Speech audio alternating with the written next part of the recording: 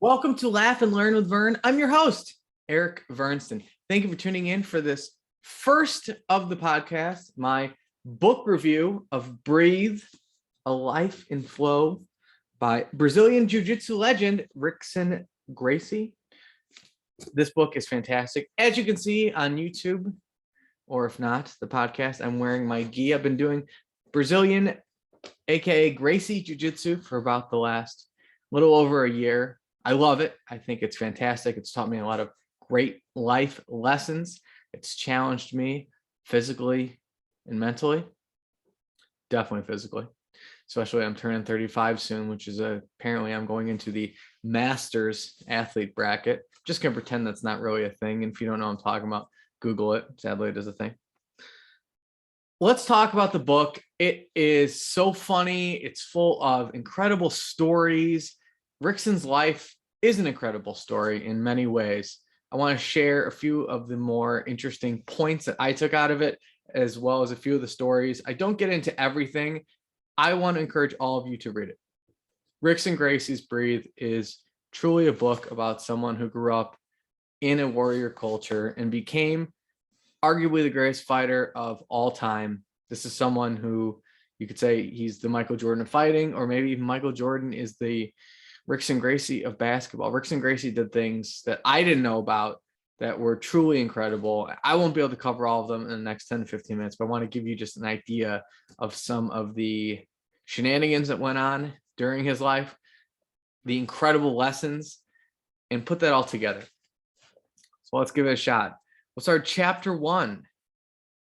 Jocko Willink, or before chapter 1, Jocko Willink does the foreword. A lot of you who listen probably know who Jocko is. If not, he is a former Navy SEAL, one of the authors of Extreme Ownership, Jocko Podcast, Origin Geese. He's an empire builder. Fantastic guy. Discipline equals freedom. Very few, if anyone, probably works harder than Jocko Willink. So he wrote the foreword to the book. Great story in there. He's a SEAL and he's a blue belt and he's been crushing people for 2 years. He trains every day. And this is Jocko training. And he rolled with Rickson, and Rickson just destroyed him. Wasn't even close. Just couldn't do anything. And this is a ripped, young, athletic Jocko. Navy SEAL Jocko. Just couldn't do anything. And he had one of these quotes essentially. I think Jocko's quote was or Rickson's quote to Jocko was something like, "You do really good. You're really good in bad situations. You're very comfortable in bad situations." And Jocko said that stayed with him throughout the rest of his life, whether it be in SEAL, whether it be when he was actively deployed in combat missions, or afterwards in business or life. He kept that with him. It's really important. So the foreword has some awesome points that Jocko relates to jiu-jitsu in life. I think I might have butchered that quote a little bit, but it was about how he remained calm in bad situations. That might have been a quote, but forward's fantastic just to get started. And you get to chapter 1. You learn about Rickson's past, and his lineage goes back years and years and years. He had a great grandfather that was that I think was in business with Alexander Hamilton. He's got Scottish descent, Americans. It's wild. Then he gets to the two main interesting characters, Helio and Carlos Gracie. Helio was his dad. Helio is essentially the modern founder of Gracie. He is the founder of Gracie Jiu-Jitsu. Jiu-Jitsu is actually Japanese. Found that out in the book as well. Helio Gracie is Master Gracie. He's the founder of Brazilian Jiu-Jitsu, and Carlos is his cousin. And these two were characters in their own right. To put this in perspective, they had a combined 30 children with 7 different women. They were creating, as I believe it says in the book, a stable of fighters. And there are some very interesting stories about how that occurred. At one point, Rickson is with Helio and his dad. I think he's like 12 or 13. His dad's like, "Hey, do you want more brothers?" And Rickson's like, "Yeah, all right, hop in the car." They go driving around and pulls up to a house, knocks on the door, and someone opens the door. It's like part of their staff, I think at the jiu-jitsu training place. And then you see 3 little heads pop through the door. And Helio goes, "Yeah, these are your brothers." It's really happened. These are real stories. Carlos was a character in his own right. He used to sunbathe naked and trained 2 hawks to hang out with him while he did that. I believe on top of a water tower. Casual. Carlos had a great quote. I believe this is from Carlos. I took notes, but as some of you would know, my handwriting, especially if you're in court with me, I don't know if anyone from work actually listens to this. Probably not the wonderful judges I work with, but my handwriting leaves a little bit to be desired. It's not like I didn't try. Just didn't, no, not my thing. Quote unquote from Carlos Gracie, jiu-jitsu turns chickens into stallions. Confidence and decisiveness. That's another lesson. There's a part in the book where Helio is on a boat and someone's overboard and no one's going to save him and the weather's kind of bad. So they're like, we're turning around and Helio's like, F this, jumps overboard, starts swimming to the guy. So they're like, well, we got to get everyone out of here. And then they start going towards Helio and the captain or the whoever's on the little dinghy boat gets like freaked out. And he's just like, hey, we're going to be fine. Keep rowing. And they kept rowing. So Helio, his big thing is, that confidence and that decisiveness. And think about your own lives when you've had someone who's been really decisive, a leader who's like, we're doing this, we're going to make this happen. Usually it does. There's a huge mind over matter, power or body connection that I'm still trying to work on and will always be trying to master myself. And I think a lot of people, they know it when they hear it and they feel it, but we underlook that a lot. So I thought that was a really interesting lesson, obviously, because I talked about it. I also talk about breaking an emotional wave before it breaks you. I thought this was interesting. That was kind of what Helio was saying, where he's like, we're going this way. We're going right now. The example they use in the book is for a car salesman comes up to you and says like, hey, how you doing? You say something like, not interested. You kind of break their momentum a little bit. And then by doing that, you own the situation. Thought that was very interesting. Obviously, I thought it was interesting because I keep talking about it. Helio and Carlos would play catch with the boys to see which ones were brave and which ones were less brave when they were babies. There's a picture of them throwing a kid around in the book. Again, casual. And I want to point this out. This is the family. This is stories from the book. I'm not trying to be judgmental. My family didn't do that. My family also didn't create a stable of warriors that won almost every, Brazilian jiu-jitsu and even some UFC fights and a lot of things going forward. So there's a lot of take whatever you want from this. It's different. It's interesting. It's super interesting to me. And that's why I'm sharing a lot of this. Helio would talk about with Rickson and others when they were going to fight, he would say, if you win, great. If not, get up and try again. Point being with parents, a lot of times they can be overbearing, trying to make up for their own shortcomings that they had as a younger person. Don't do that to your kids. Let them grow up in their own way and encourage them to just keep trying and keep getting out there. Chapter 2, there's a great story how Rickson got caught in a headlock and lost the fight when he was 13. He came home. He told one of his brothers, roll me up in that carpet and don't let me out. So he rolled him up into this carpet and it just smelled. And at first he was claustrophobic. I thought he was going to die. And then eventually kind of came to his own. And the idea is find whatever comfort you can in hell. In jiu-jitsu, a lot of times people are bigger than you. They're sitting on you. You get in bad positions. Other times think about just generally in life, maybe just get in a bad spot. Find some comfort in that spot. Find something to help get you out of it. Find something to be grateful for. Find just a little bit and then try to use that to be like, you know what, I'm going to be okay. Most situations you will be okay unless you're dead.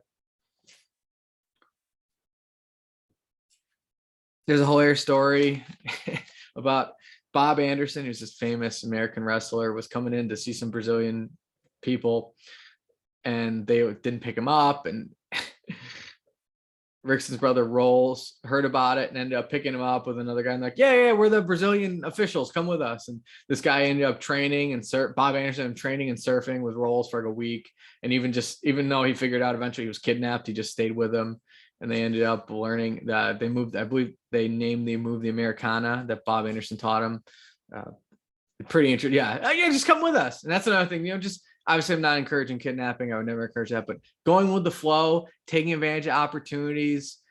Brazil is a very more open culture. They talk about in the book, America's more orderly. Rickson got all his tickets and was trying to get out of it and then realized like not going to happen. And so he lost his license when he came to America years later, but Brazil is more of a free flowing conversation that occasionally touches on mature subjects, as the Bill Simmons podcast would say.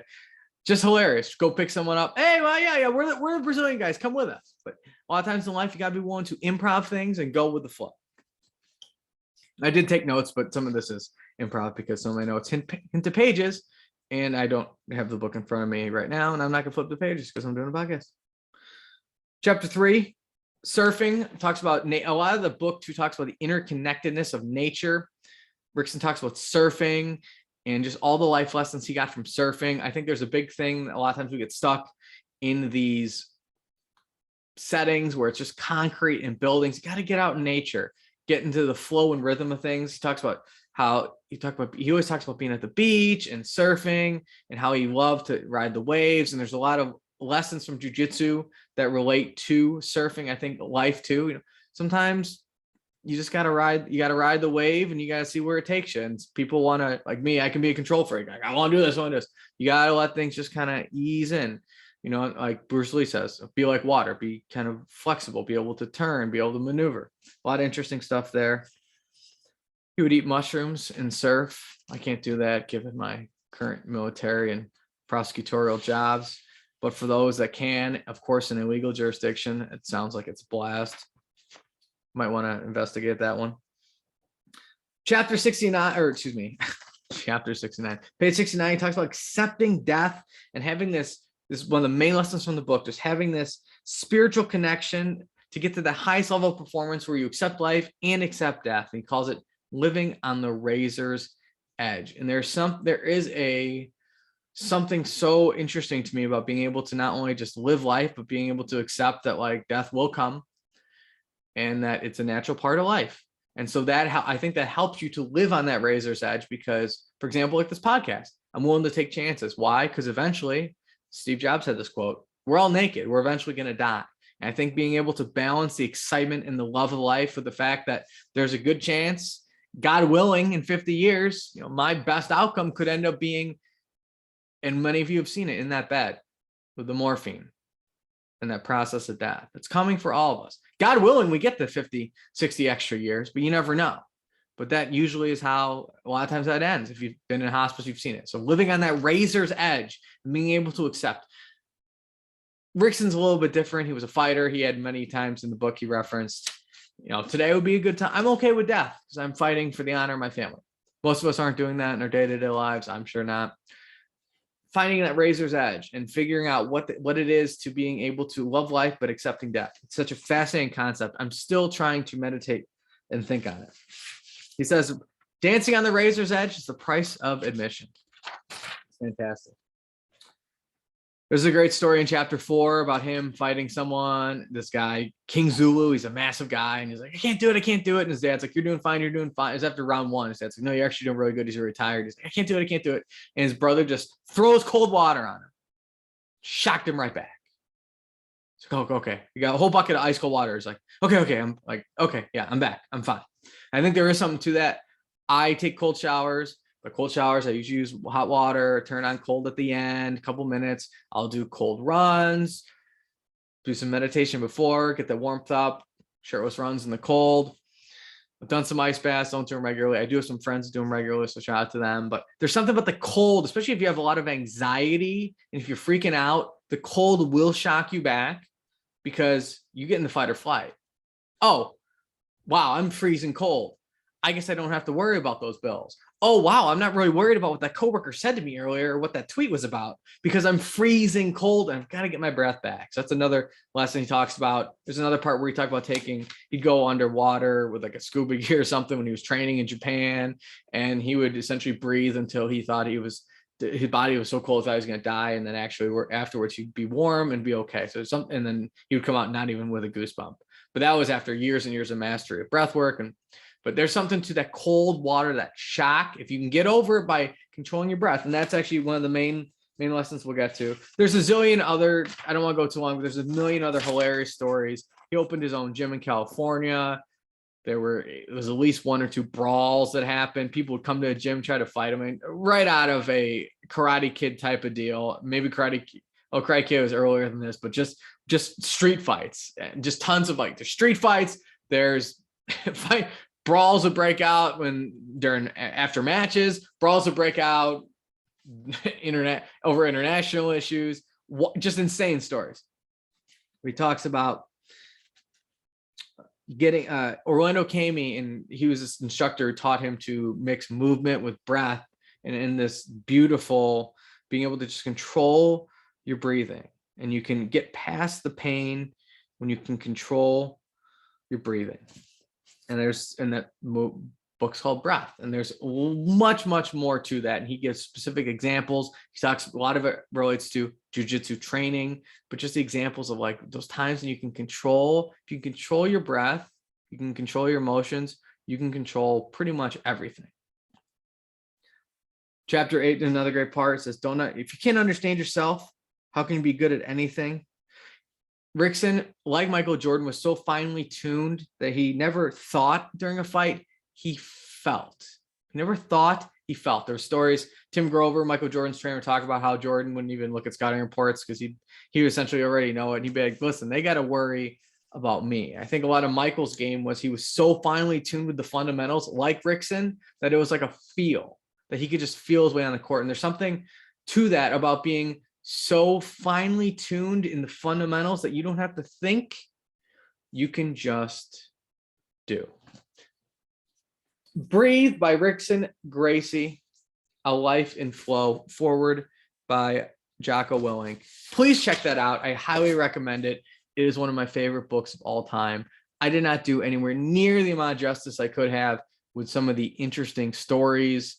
There's also a very painful experience in his life and his family's life later on that forces him to completely reinvent himself. That's a whole nother story, but of all the takeaways here, just remember, breathe, be in nature, let the cold shock you back into whatever you need, and just breathe. Also, Chuck Norris is mentioned in the book. There's a whole part about Chuck Norris. There's some hilarity to it too. Thank you for listening. As always, this is not endorsed or sponsored by the United States Army, the United States Military, or the Department of Defense. Please subscribe. Check out everything else. We got more wonderful fire guests coming at you, and it might be coming at an even more rapid pace. I have a huge reveal coming. Well, actually, by the time you listen to this, the reveal will already be there. That's right. I got a website, ericvernston.ghost.io. It's a decentralized website. You'll be able to subscribe to my newsletter. I'll talk about different things each week, whether it be cryptocurrencies, other finance, life, cold showers, cold things I'm learning, jiu-jitsu, talk about, I have links to podcast guests, and eventually that's just where we're starting, but there's so much more to come. I love you all. Talk to you soon, and have a wonderful rest of your day. Actually, by the time you're listening to this, it's coming out. I decided, actually, you know, right there, we're going to improv. All right. I'll probably just release it tonight or tomorrow. So if you listen to this, that's right. I have a website. I'll be making the big debut on Thursday. That's right. ericvernston.ghost.io. Love you all. Talk to you later. Bye.